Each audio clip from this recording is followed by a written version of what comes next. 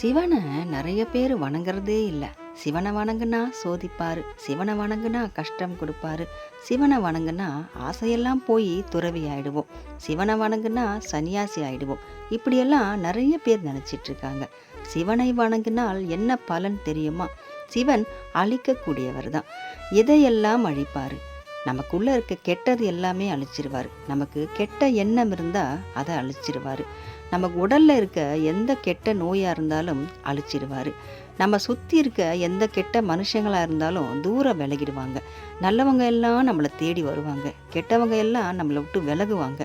சிவனை வணங்க சிவனோட அருள் நிச்சயமாக வேணும். சிவனை யார் வேணாலும் வணங்கிட முடியாது.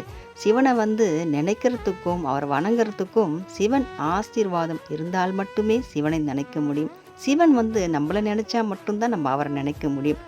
இந்த கணத்தில் இந்த நேரத்தில் நம்ம சிவனை நினைக்கிறோம்னா சிவன் நம்மளை நேசிக்கிறாருன்னு அர்த்தம். அவன் அருளாலே அவன் தாள் பணிந்துன்னு சொல்லுவாங்க.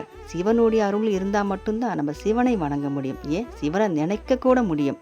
சிவனை நம்ம ஒரு கோவிலில் போய் தரிசிக்கிறோம், சிவனை நம்ம ஒரு சிவன் பாடலை கேட்குறோம், சிவனை பற்றி நினைக்கிறோம், சிவன் பக்தர்களை பார்க்குறோம்.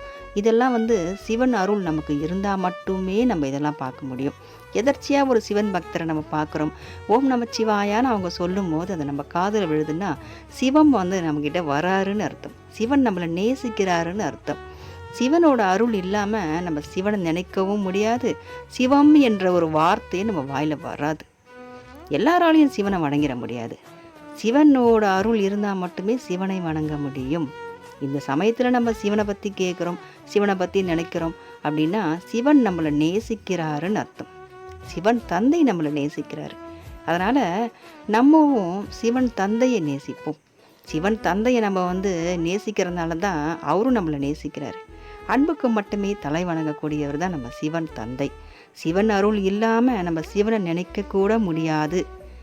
இந்த கணம் நம்ம சிவனை பார்க்குறோம், சிவன் தந்தை நம்மளை நேசிக்கிறார்.